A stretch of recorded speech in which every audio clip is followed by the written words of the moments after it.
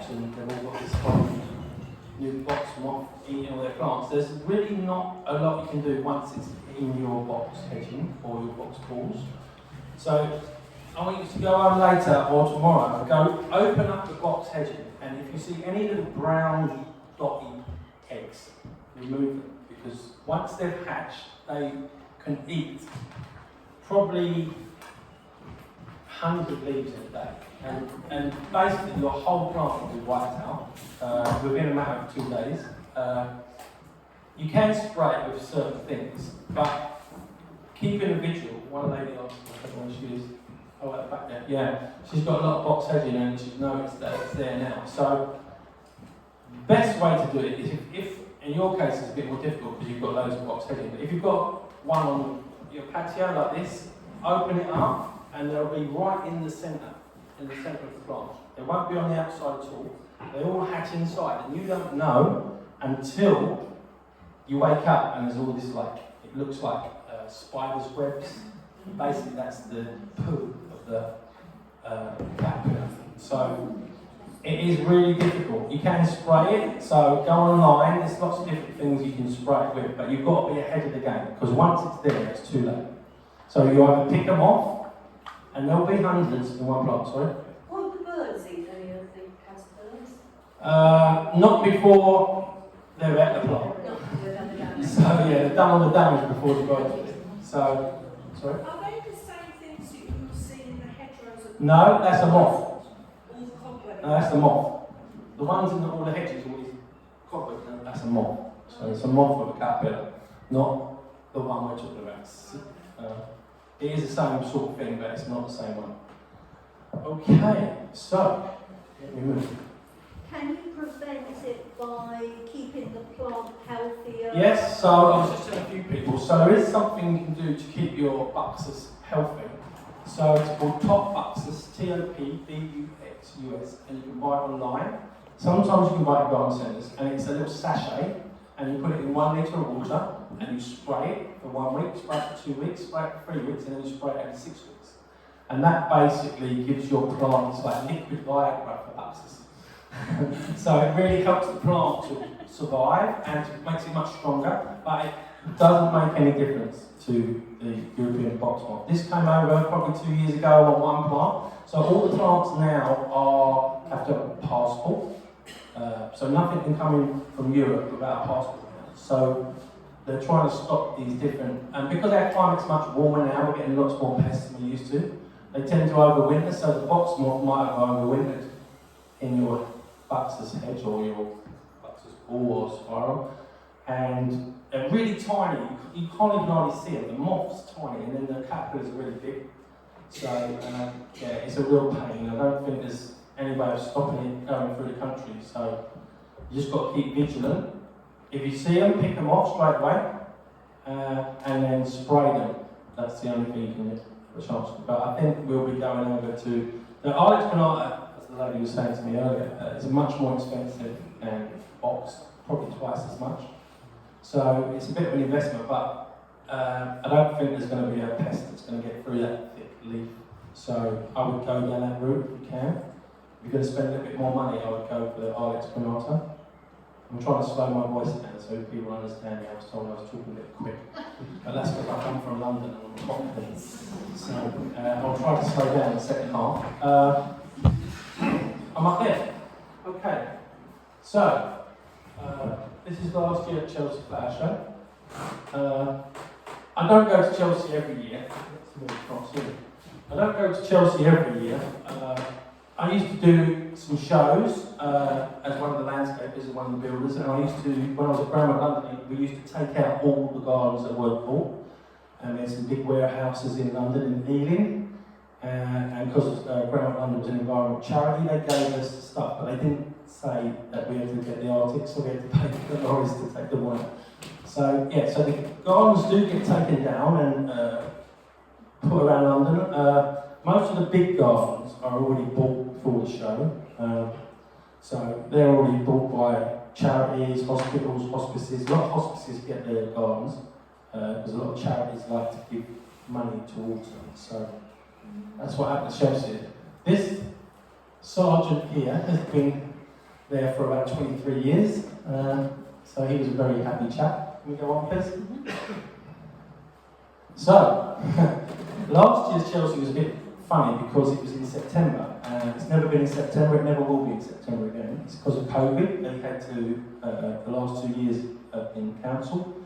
So they managed to get it in September. And Osborne is one of my favourite plants. When I went to Australia and I went to the Blue Mountains, they are just ginormous. They're like 20, 30 foot high and they're thick and very good doer. So someone was asking me about what they could have in the shade. I think Amanda was. So Amanda, yes, you could have an Osborne. I think that's a better idea. I've just talked myself out saying you're a rhododendron. Yeah, I definitely think Osbornes are really good. Yeah, I definitely think that's the way to go, man. Sorry, I'm going to change my mind on that. So I think you should have an Osborne and underplant it with some hookers. Yeah? Which are at the front. I'm going to talk about some of these plants in a minute. And how different they are and how you can use them in your garden. So my friend Will is up the road in Devon. He owns a nursery called Hedges Direct, and a landscape company. So I went and picked all these up today. And as I said earlier, they're all for sale, apart from one Alison wants. So I can't upset my fiancé. So, yeah, so next one please.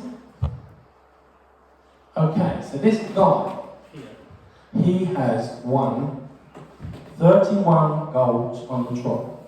Amates, as you can see. He comes from down south near Devon, and yeah, he was telling me that he never thought he'd get 31, but his displays are amazing. So if you ever get a chance to go to Chelsea or Hampton Court, he's usually there.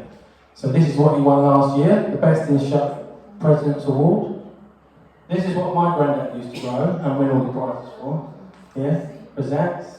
So we wasn't allowed to go in my granddad's garden past a certain part of the garden. So me and my brother had to wait till Granddad went out before we went and started looking at his prize-winning dahlias, which he used to have pots upside down the top because, as most of you know, dahlias get lots of earwigs.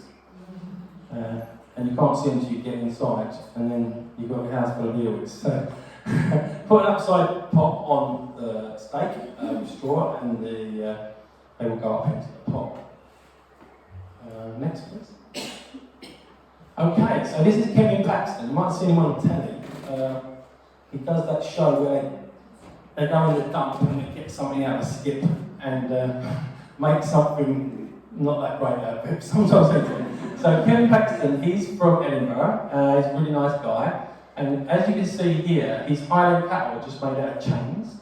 So he gets chains. And that horse that's made out of old fridges. So he takes this metal out the middle of the fridge and he bashes it out and makes horses. So yeah, so he's a bit weird at me with those trousers on. So Melanie said I was a bit funny, but I think he's worse than me. So can we have next picture, please? So Chelsea and Hampton Court make a lot of their money from their stalls and their shows. It's very expensive to take your business to. And Alison wants the dodo in the middle until I asked the price, and it was £6,000. So she might have to wait a little while. So all these different sculptures, very good in your garden, so have got one. So when I used to work in London, Chelsea and Hampstead and all around there, very small gardens, very 4 or 5 story Georgian houses, but the gardens were very small, maybe 20 by 10. It's much harder to get a small garden landscape than a big one, because you've got much more space. So what you need to do, if you've got a small garden or a small courtyard, put the biggest plant you can buy. Because what that'll do, that will take your eye up into the sky, it makes your garden look much bigger. So if you've ever got a small garden or a small space, put something big in the centre, like a pear or whatever's up there. So yeah, that's a good tip actually. So it's usually people put small pots in their gardens when they've got a small garden, but you want to do the opposite. You want to put a big pot and a big plant, and it will lift your eyes up to the sky. Okay, so you will not normally see a pumpkin at Chelsea because they're not usually out in May. So last year was really, really good because everything was orange or something very different colours to May. Next one, please. So this is where we get on to the agaves. I like succulent plants, and I used to be called Plant Tree Paul when I worked in London, so I was the first one to make everyone have a plant tree in their gardens about 30 years ago. But now all the main avenues in London, because of climate change, are going over to palm trees. So the whole climate now is warming up, and we can grow lots more plants. And also we get a lot more diseases now, and with all our English native trees, we've got lots of problems at the moment with infestations and viruses. So yeah, I think we're going to be going over, not so much in the countryside, but in the urban cities, it's definitely going to be changing. So this is me and Alison. We was having a few too many tequilas, I think. So we're going to talk about it. So let's go. So, with me. So what do we know about agaves?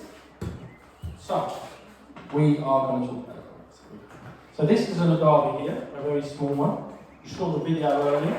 That was in one of my clients' gardens. So blue agaves are the ones that make the best tequila, and they're called Weber Blue agaves. Weber Blue agaves are the only ones that can make tequila. There's a lot of different ones that mix it, but that is the only one. It's got a very spiky leaf. Don't want to touch it. If that goes in you, you'll pretty much probably end up in hospital. But the blue agaves in LA and California and Mexico are huge. And we're going to do that?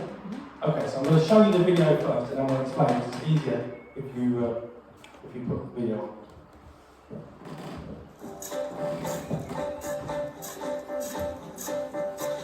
This is agave. It's a plant that grows in hot and dry regions in Mexico, and it's essential for making tequila, including Patron tequila. The Patron distillery ports 80 tequila bottles per minute, and the company sold 40 million bottles of ultra-premium tequila in 2016.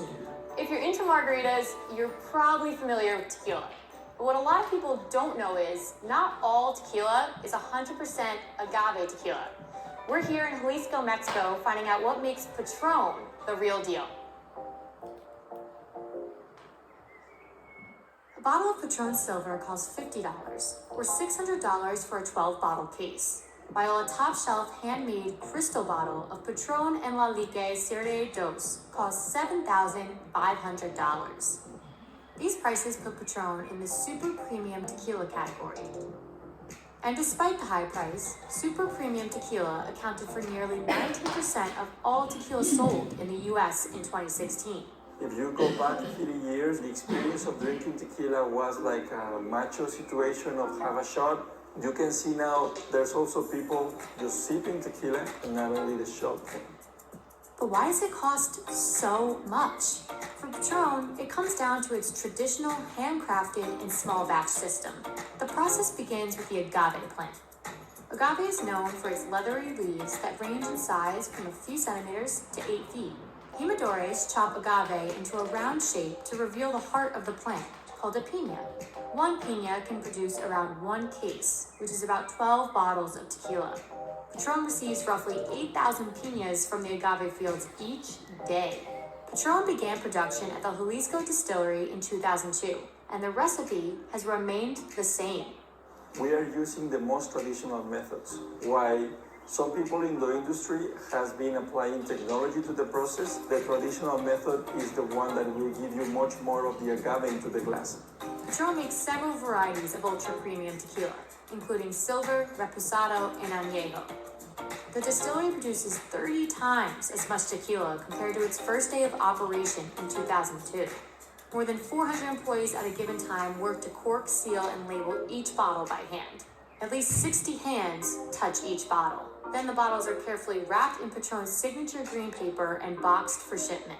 Earlier this year, Bacardi bought out Patron, valuing the tequila maker at $5.1 billion. But Patron says the deal will not change the traditional way it makes its tequila. The key decision that the company had was to respect the process of Francisco Alcaraz, our master distiller. We have much more equipment, but it's always the same material, the same size, and the same kind of process that we have since day one.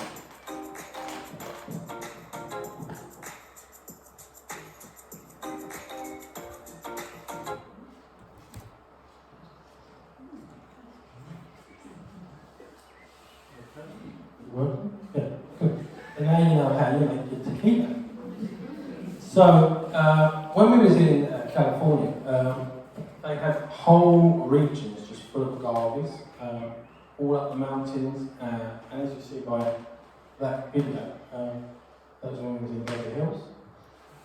And the Arboretum, these agaves is what we were seeing all the time around. So inside the agave, it's got a bulb right in the middle. It's got a bulb in the middle.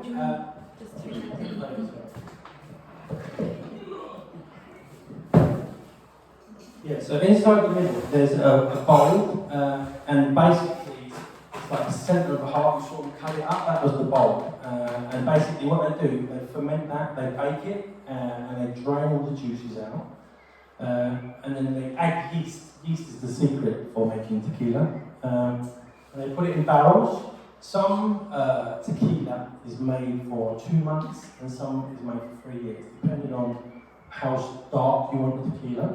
So most of them are 2 months to 12 months, but the really strong ones are 3 years in a barrel, and they're the ones you're going to pay £7,500 for a bottle of Patron. So that's going to be buying those. So most of these tequilas are from Mexico in the state of Jalisco, Jalisco, and that's the region where all the good tequila comes. So you should always try to buy 100% tequila. It hasn't got any additives to it. They can add things to it that makes it slightly different. So tequila is like the champagne in Mexico. So everyone's into their spirits now. Tequila, pina colada, and we're going to have margaritas tonight.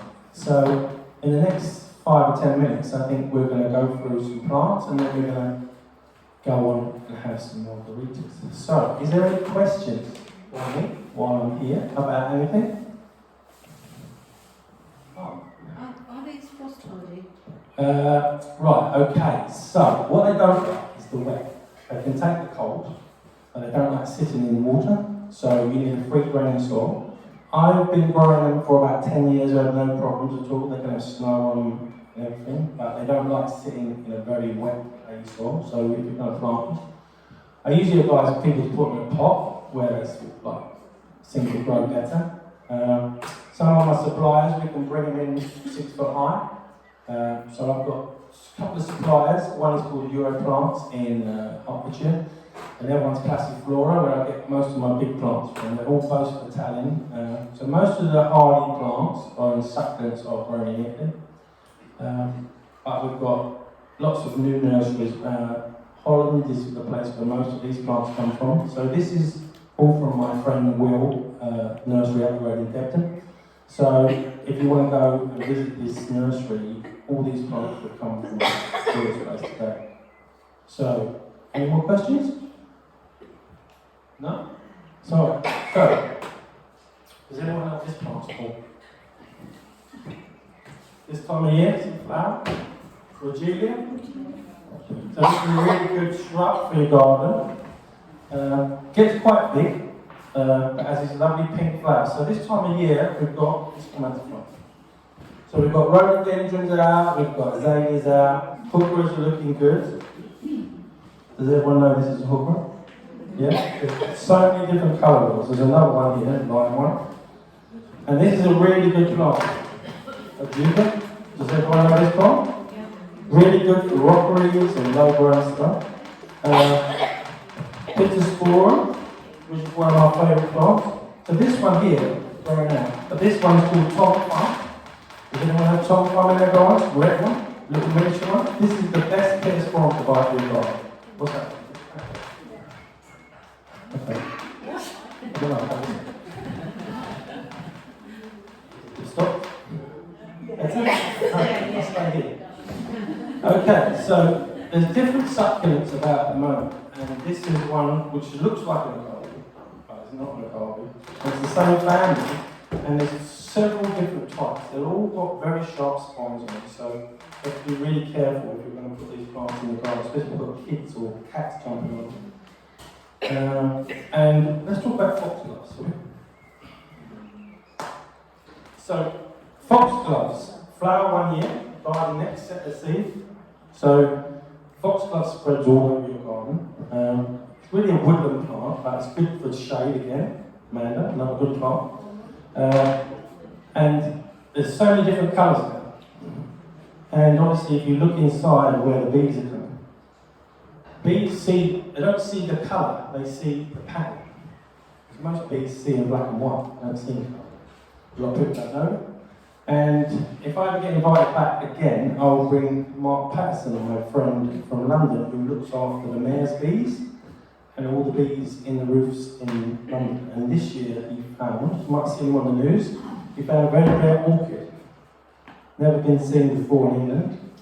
And it apparently came in from France on the wind, landed on the roof of the Japanese bank, and Mr. David Attenborough went and had a little look. So things do happen for plants with seed in the bag. So I think we're going to sort of wrap it up in a minute. Is there any more questions? No? Very quiet audience today. Okay, so if you want to come up and talk to me about anything, or if you don't want to talk to me, you can go onto one of my websites and send me a message.